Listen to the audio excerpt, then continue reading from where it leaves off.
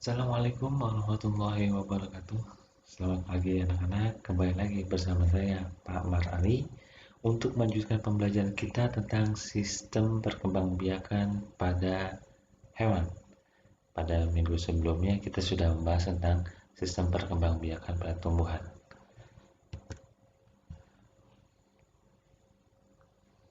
Oke, di dalam sistem perkembangbiakan pada tumbuhan dan hewan ini kita bagi dua ya penjelasannya. Untuk sistem perkembangbiakan tumbuhan kita sudah bahas pada pertemuan sebelumnya. Pada pertemuan ini kita akan membahas sistem perkembangbiakan pada hewan. Ini pelajaran IPA kelas 9 semester pertama. Saya selaku guru IPA di Madrasah Sanawiyah aja. Perlu diperhatikan di sini ada 3 indikator yang akan kita capai. Yang pertama yaitu membedakan proses reproduksi pada hewan secara generatif dan vegetatif. Yang kedua menunjukkan contoh hewan yang bereproduksi secara generatif dan vegetatif. Yang ketiga menjelaskan siklus hidup hewan serta teknologi reproduksi pada hewan. Nah, di sini ada tujuan pembelajaran. Yang pertama, ya kalian selaku peserta didik diharapkan dapat mengetahui ayat Al-Quran yang membahas tentang sistem reproduksi pada hewan. Yang kedua, kalian dapat menjelaskan proses reproduksi secara vegetatif dan generatif. Yang ketiga, kalian dapat mengetahui contoh hewannya, baik yang bereproduksi secara vegetatif maupun yang bereproduksi secara generatif. Yang keempat, kalian dapat memahami proses siklus hidup hewan tersebut. Yang kelima, kalian dapat menjelaskan teknologi reproduksi pada hewan. Dalam surah An-Nur ayat 45 yang berbunyi, A'udzubillahi minasyaitonirrajim. Bismillahirrahmanirrahim. Wallahu khalaqa kulla dabbatin min ma'i faminhum man yamshi 'ala batnihi wa minhum man yamshi 'ala rijlaini wa minhum man yamshi 'ala arba'. Yakhluqullahu ma yasha'. Innallaha 'ala kulli syai'in qadir.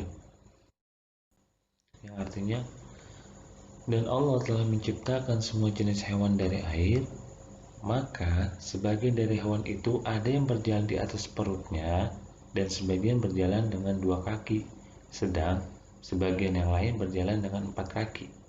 Allah menciptakan apa yang dikehendakinya.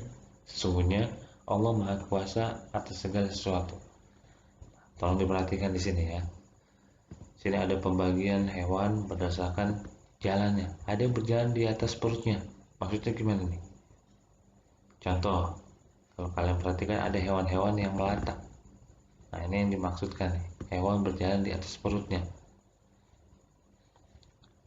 Sebagian berjalan dengan 2 kaki. Nah, kita termasuk hewan yang berjalan dengan 2 kaki. Sedang sebagian yang lain berjalan dengan 4 kaki. Nah, mamalia yang lain nih, yang ada di sekitaran kita, ada kucing, ada kambing, ini berjalan dengan 4 kaki. Silahkan dicek nanti ya, ada di surah An-Nur ayat 45. Nah, kita masuk ke inti pembahasan. Dalam sistem perkembangbiakan tumbuhan dan hewan, kita di sini akan fokus membahas tentang perkembangbiakan hewan, karena perkembangbiakan tumbuhan ini sudah kita bahas pada pertemuan sebelumnya. Dan perhatikan di sini nih, ini ada yang namanya metamorfosis. Sempurna atau tidak sempurna nih? Oke, kita akan bahas. Dalam membahas sistem perkembangbiakan pada hewan, ingat ya, hewan, maka kita akan membagi dua kedua kelompok nih. Ada hewan invertebrata, ada hewan vertebrata. Vertebrata artinya memiliki tulang belakang. Invertebrata berarti tidak memiliki tulang belakang. lihat nih contoh-contohnya yang tidak memiliki tulang belakang. Nih, cacing. Nih, ubur-ubur. Nih, lebah. Yang memiliki tulang belakang, katak, ular, burung, ikan, dan sebagainya. Oke, kita akan masuk ke pembahasan yang pertama, perkembangbiakan aseksual pada hewan. Ingat, aseksual nama lainnya adalah vegetatif. Perkembangbiakan aseksual pada hewan ini ada bermacam-macam. Yang pertama yaitu pertunasan. Ya, menghasilkan tunas. Hewan menghasilkan tunas. Nih, perhatikan penjelasannya. Pertunasan ditandai dengan munculnya tunas berupa tonjolan pada tubuh induknya. Ini terjadi pada hidra dan obelia. Nah, kita ambil contoh. Perhatikan gambar ini. Ini ada hidra dewasa. Kemudian ini mulai kelihatan tonjolannya. Kemudian dia mulai berkembang. Kemudian dia lepas. Tunasnya lepas menjadi individu baru. Ini adalah bentuk gambarnya ya. Ini kita perhatikan videonya.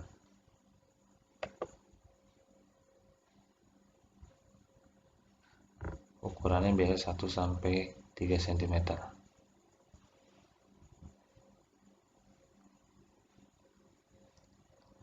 Hasilkan tunas ya. Nih. Nanti akan lepas seperti di gambar ini.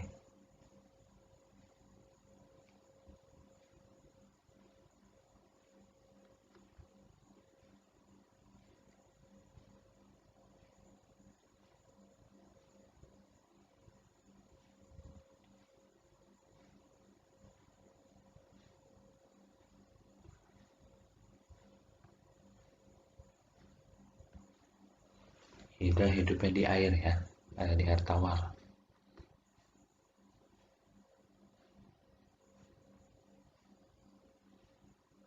Oke, itu jelas ya, pertunasan pada hidra. Selanjutnya ada partenogenesis. Ini merupakan peristiwa perkembangan sel kelamin betina menjadi individu baru tanpa melalui pembuahan. Contohnya pada lebah dan kecoa. Jadi sel kelamin pada betina ini berkembang menjadi individu baru tanpa adanya pembuahan. Jadi kalau kita bicara perkembangbiakan seksual, berarti ada sel kelamin jantan dan sel kelamin betina. Ada sel telur dengan ovum. Tapi kalau di sini partenogenesis hanya sel telur saja, tidak ada kontribusi dari sperma. Perhatikan di sini. Ini ada lebah.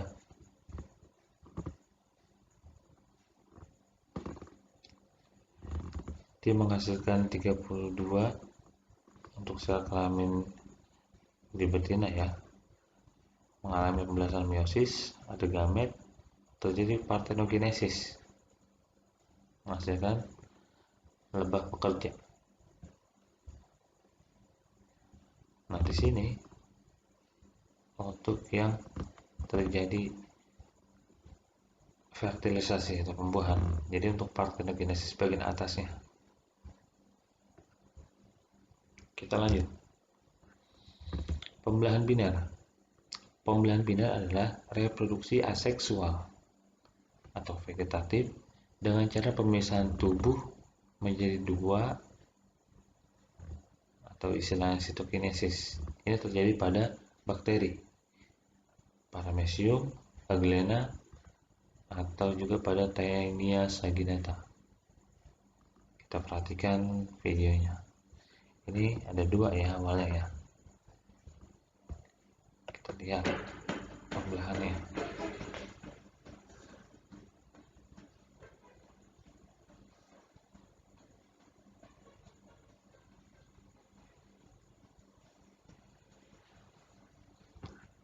Ada yang bisa menghitung jumlahnya?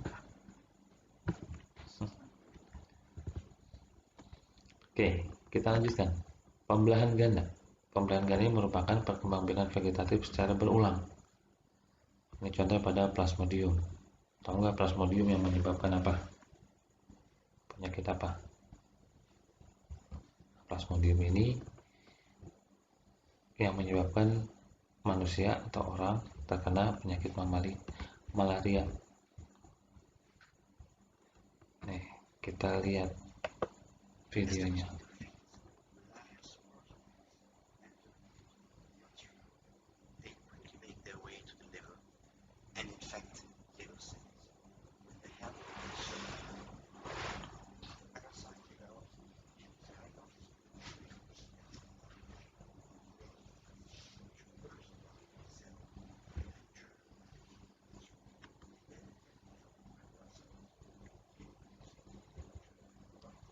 Perhatikan reproduksi yang terjadi pada sel darah. Itu sel darah merah.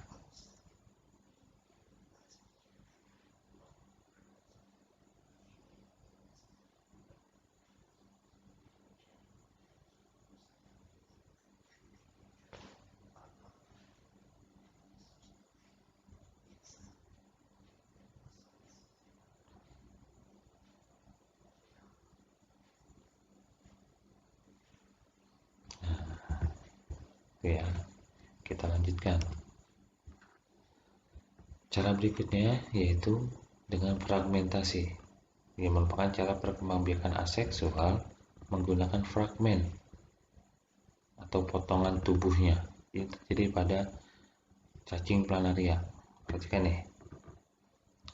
Ini berasal dari satu cacing, satu planaria. Dipotong menjadi tiga. Ada bagian kepala, ada bagian badan, ada bagian ekor. Bagian kepala dia akan menjadi individu baru. Jadi bagian badan tengahnya dia akan menjadi individu baru. Yang tadi yang ada kepala dia akan menimbulkan kepala dan bagian ekor. Pun bagian ekor dia akan menghadirkan atau memunculkan kepala dan kepalanya untuk menjadi individu baru. Kok bisa? Gimana caranya? Kita lihat videonya.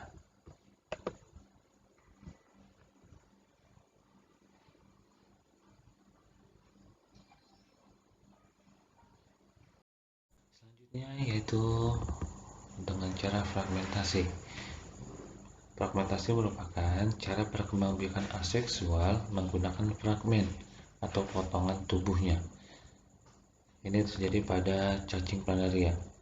Perhatikan gambar ini. Di bagian tengah ini ada salah satu planaria yang dipotong dua kali potongan menjadi tiga bagian. Ada bagian kepala, ada bagian badan, ada bagian ekor. Bagian kepala, kita coba bagian kepalanya aja nih. Dia akan menghadirkan bagian badan dan ekor sehingga menjadi individu baru.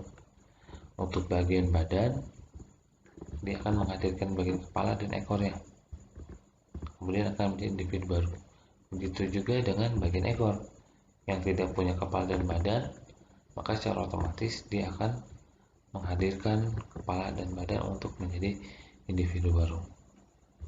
Ini dari gambar, kita akan saksikan videonya. Tolong diperhatikan ya.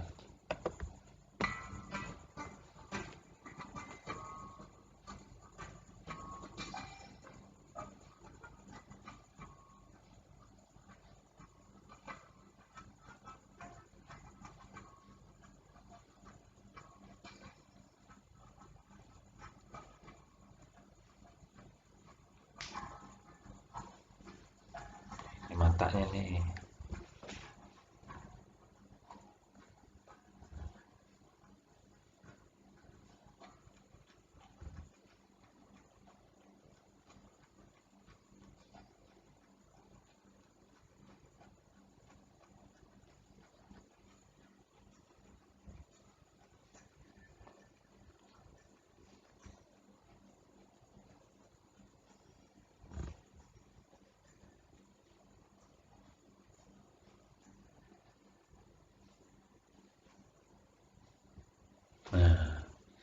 ya penjelasan untuk fragmentasi, yaitu pada cacing planaria. Sebagai informasi tambahan, planaria ini bisa dijadikan indikator untuk air bersih. Jadi kalau kalian datang ke suatu daerah, di bagian selokannya atau di bagian gotnya atau di bagian sumur masih ditemukan planaria, maka itu menjadi indikasi bahwa air tersebut masih dalam keadaan bagus, belum tercemar, gitu ya. Oke, kita lanjutkan. Tadi perkembangbiakan pada aseksual, selanjutnya perkembangbiakan seksual.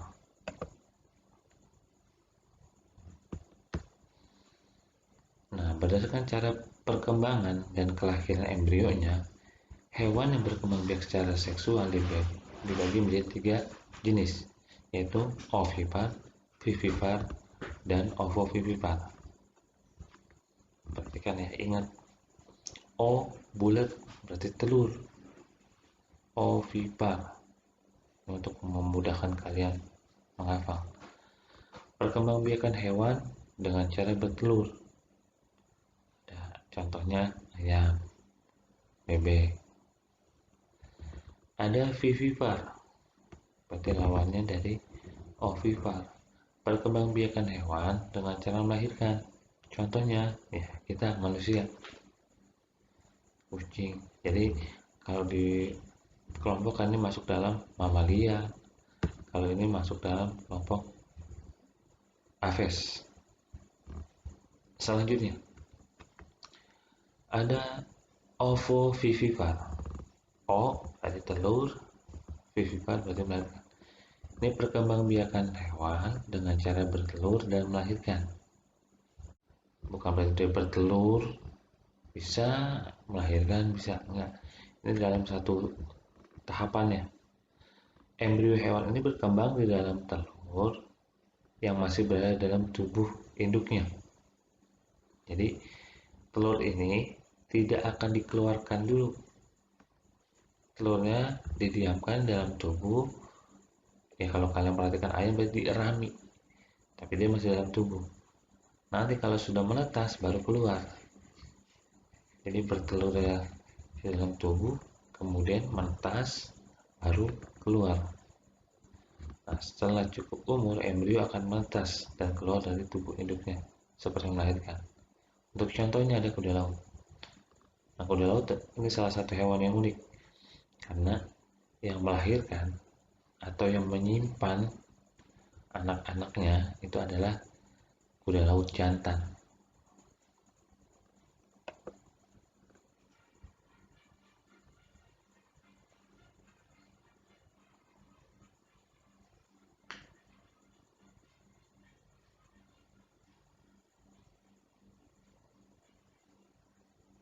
Oke.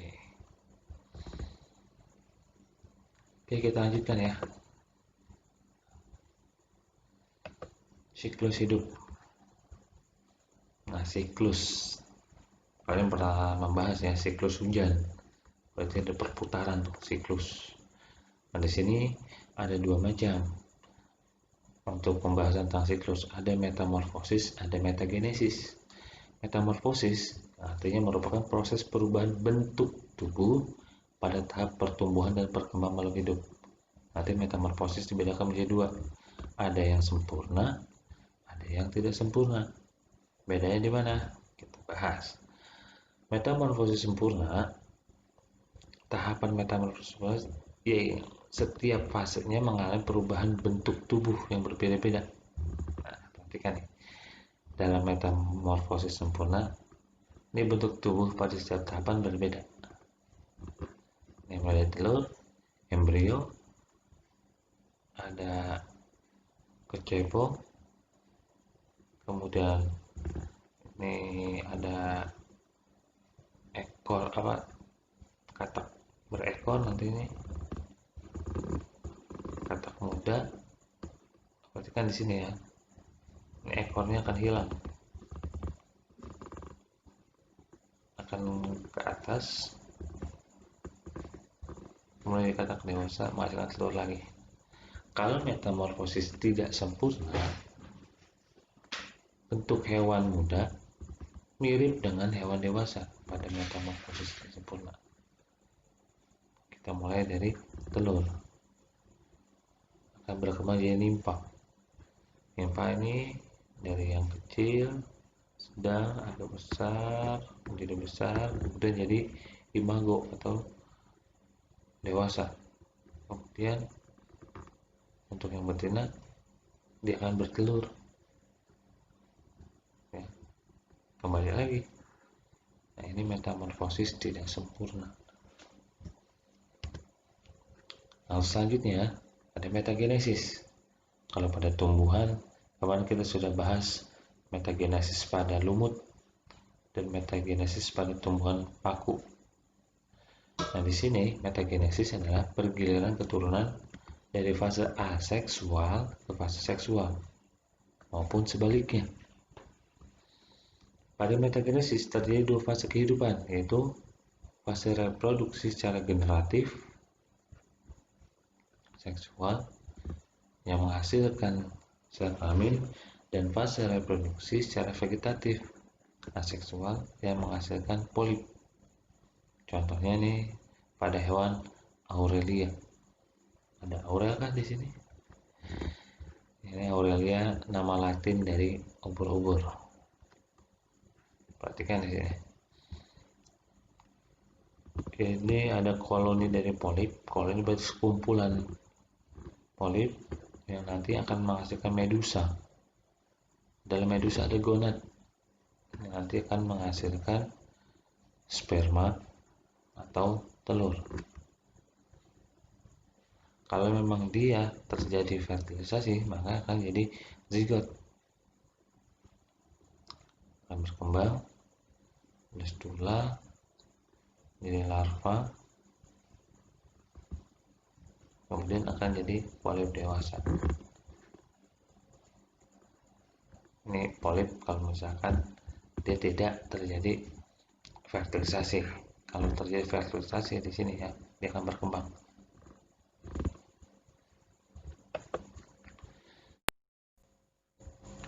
Oke, selanjutnya teknologi reproduksi hewan. Yang pertama yaitu fertilisasi in vitro atau bayi tabung. Ini program ini biasanya untuk memperoleh keturunan bagi yang mengalami masalah dalam kesuburan. Jadi perhatikan di sini. Dalam program bayi tabung, sperma dan sel telur ini akan dilakukan fertilisasi di laboratorium. Ini tahap pertama yaitu induksi ovulasi.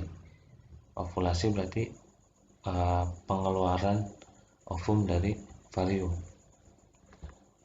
Kemudian setelah kumpul sel telurnya, maka akan diambil dan spermanya pun akan diambil, kemudian disatukan untuk proses fertilisasi atau penyuburan. Kemudian kalau sudah terjadi fertilisasi, maka akan disuntikkan ke bagian vagina untuk dihantarkan di lapisan endometrium. Atau ini gambar yang lain. Jadi untuk ovulasi harus dirangsang dengan obat. Sel telur yang sudah dihasilkan akan diambil, kemudian sperma juga diambil, dijadikan satu untuk proses fertilisasi atau pembuahan. Kemudian embrio akan ditanamkan di bagian rahim. Selanjutnya inseminasi buatan. Inseminasi buatan atau kawin suntik adalah proses pemasukan cairan sperma ke saluran kelamin hewan, itu betina, dengan bantuan alat suntik. Biasanya para peternak untuk lebih memudahkan menghasilkan sapi yang berkualitas bagus, maka dilakukan inseminasi buatan. Karena dia tidak harus membawa atau menghadirkan sapi jantan kepada sapi betina. Jadi cukup menyuntikkan sperma yang punya jantan kepada betina. Oke, selanjutnya cloning. Ini merupakan cara reproduksi hewan untuk memperoleh keturunan yang identik dengan induknya. Berarti dia akan mirip nih. Caranya itu memasukkan inti sel donor ke dalam sel telur induk yang telah dihilangkan inti selnya. Jadi dulu sempat ada kambing doli atau domba doli. Ini beberapa kali percobaan, ini hasilnya. Ini cloningnya. Ya mungkin itu penjelasan saya tentang reproduksi atau perkembangbiakan pada hewan. Apabila ada yang ingin ditanyakan, silakan kalian ketik di kolom komentar. Jadi saya cukup sekian, baca doa kafaratul majlis. Subhanakallahumma wa bihamdika asyhadu an la ilaha illa anta astaghfiruka wa atubu ilaik. Sekian, assalamualaikum warahmatullahi wabarakatuh.